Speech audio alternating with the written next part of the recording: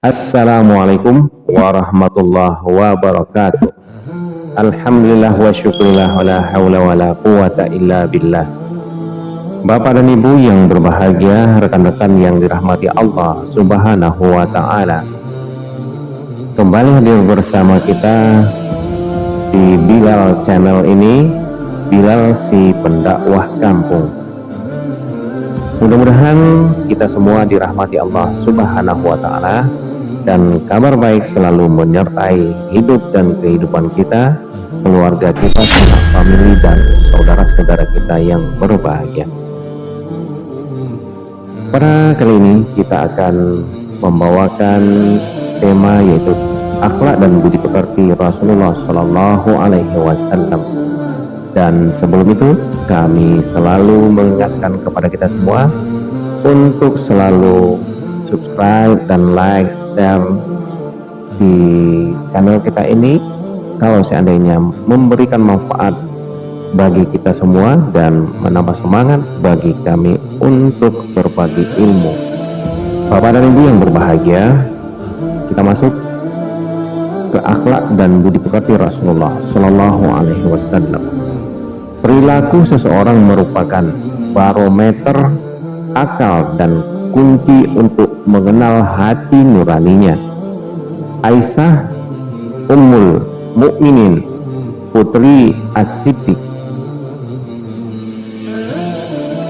adalah seorang hamba terbaik yang mengenal akhlak daripada Rasulullah Shallallahu Alaihi Wasallam.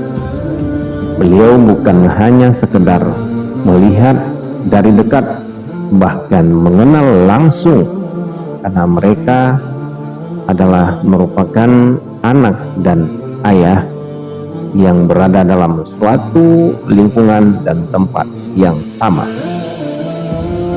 Adalah seorang hamba yang mengenal akhlak Rasulullah Shallallahu Alaihi Wasallam dan yang dapat menceritakan secara detail kepada beliau.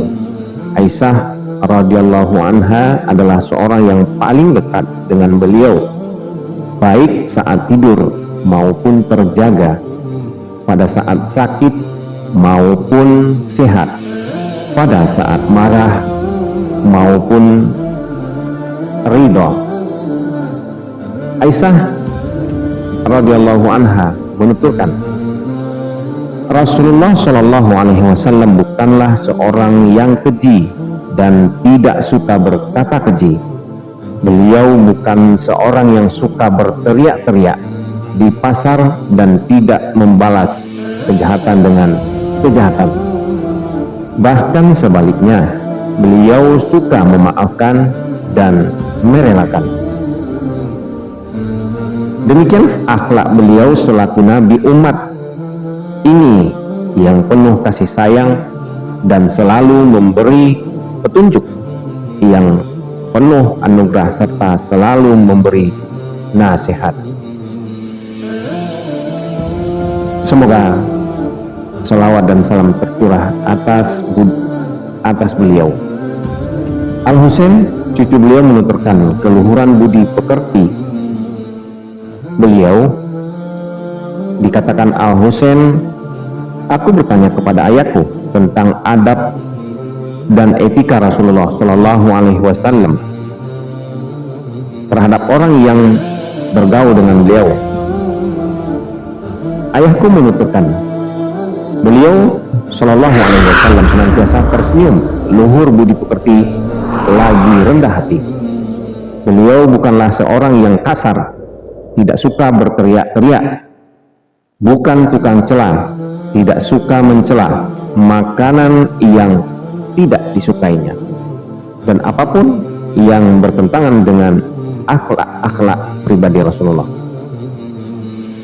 Siapa saja yang mengharapkannya pasti tidak akan kecewa, dan tidak saja yang memenuhi undangannya pasti akan senantiasa puas. Beliau meninggalkan 3 perkara. Yang pertama, ria, berbangga-bangga diri, dan hal yang tidak bermanfaat. Dan beliau menghindarkan diri dari manusia karena 3 perkara. Beliau tidak suka mencela atau memaki orang lain. Beliau tidak suka mencari-cari aib orang lain. Dan beliau hanya bicara untuk sesuatu nasihat, maslahat yang bernilai pahala. Jika beliau berbicara, pembicaranya beliau membuat teman-temannya yang sama-sama duduk dengan beliau tertegun, seakan-akan kepada mereka dihinggapi burung karena kusuknya. Jika beliau diam, barulah mereka berbicara. Mereka tidak pernah membantah sabda beliau.